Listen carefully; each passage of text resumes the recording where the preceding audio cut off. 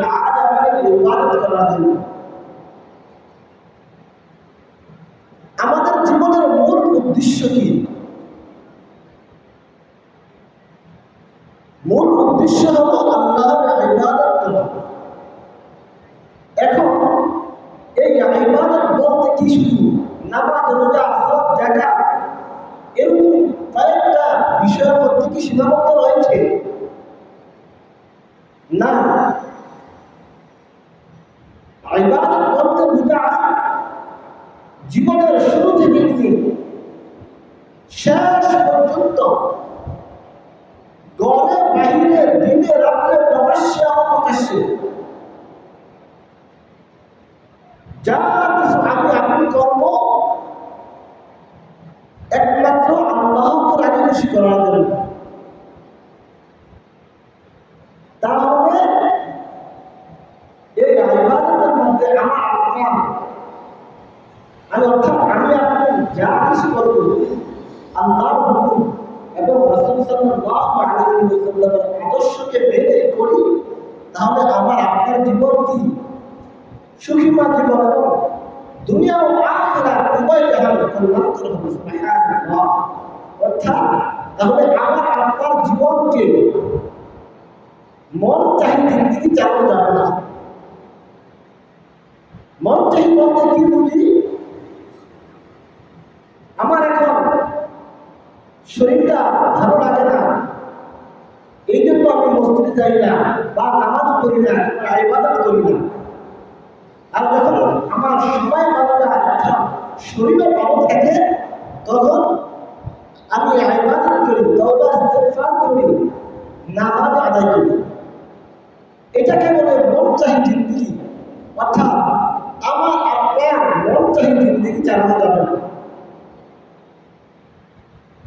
এই জন্য আল্লাহ তাআলা বলেন, ওয়ামা উমিরু ইল্লা লিয়াবুদুল্লাহ মুখলিসিনা লাহু-দ্দীন। অন্য আয়াতে আল্লাহ রাব্বুল আলামিন বলেন, ওয়ামা উমিরু ইল্লা লিয়াবুদুল্লাহ মুখলিসিনা লাহু-দ্দীন। হে ইনসান, মানুষ এবং জিন জাতিকে আমি আল্লাহ তাআলা দুনিয়াতে পাঠাইছি, দুনিয়াতে সৃষ্টি করছি একমাত্র আমার গোলামি করার জন্য, আমার ইবাদত করার জন্য। আল্লাহ তাআলা আমাদেরকে পাঠাইলেন কেন? আল্লাহর ইবাদত করার জন্য। আজ আমরা কার ইবাদত করতেছি, কার গোলামি করতেছি?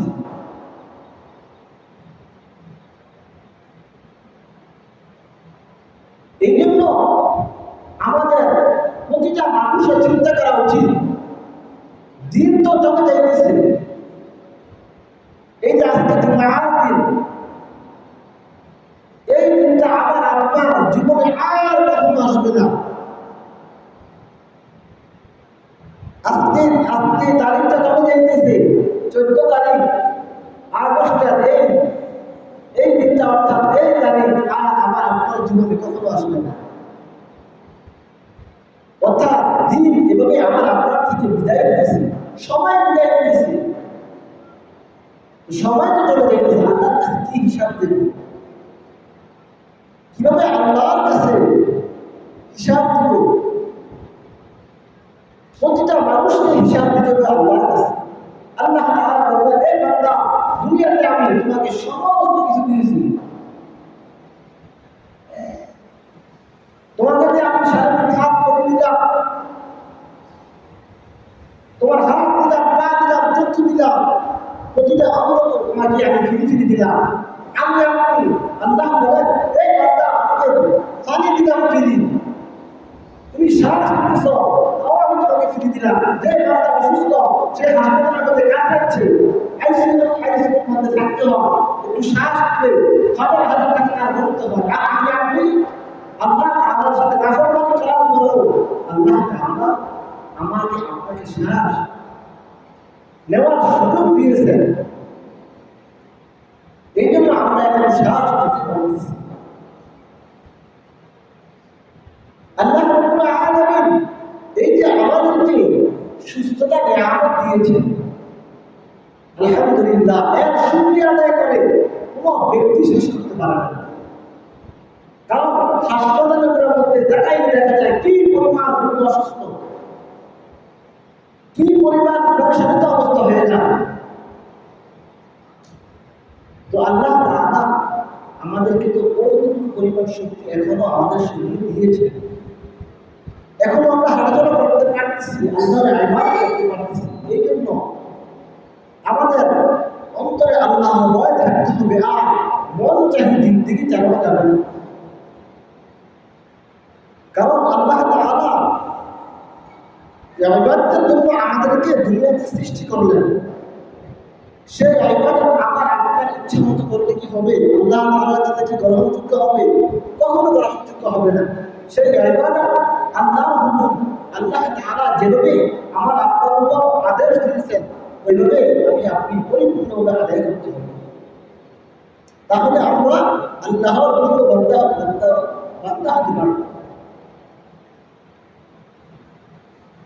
আর কি আমার আপনার জীবন মন চাই জিন্দেগি চালাই, মন যেভাবে চায় ওইভাবে চালাইতে থাকি,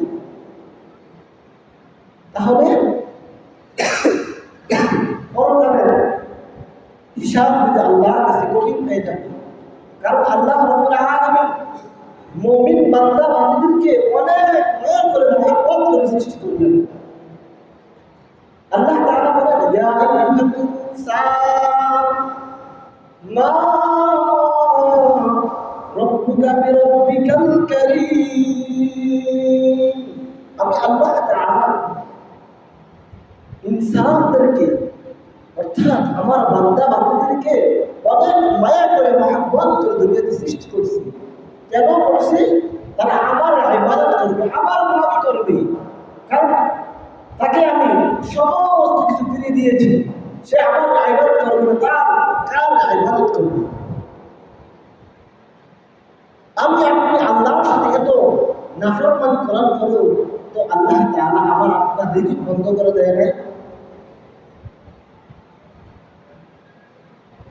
আমি আপনি এই পরিমাণ দুনিয়ার দিকে তাকাইলে দেখা যায়, কোনো মালিক যদি কোনো কর্মচারীকে আগে তার আদেশ তার হুকুম না মানে, তাহলে ওই মালিক তার পরিপূর্ণ তার বেতন দেয় না, পরিশোধ করে না। কারণ সে তো তার যেটুকু কাজ করার কথা ছিল সে কাজ করে নাই, এই জন্য তাকে পুরোপুরি বেতন, তার পুরোপুরি মজুরি দেয় নাই। তো দুনিয়া ক্ষেত্রে একজন মালিক তার কর্মচারী সে তার পরিপূর্ণ সে হিসাব পরিপূর্ণ কাজ করে না, এই জন্য তার পরিপূর্ণ বেতন দেয় নাই। আর আল্লাহর ক্ষেত্রে আল্লাহ আমাদেরকে এত মায়া করে মহব্বত করে দুনিয়াতে পাঠাইলেন, পাঠানোর পরে কিভাবে আল্লাহর হুকুম মানতে হবে ওই রাস্তা আমাদেরকে দেখিয়ে দিয়েছেন।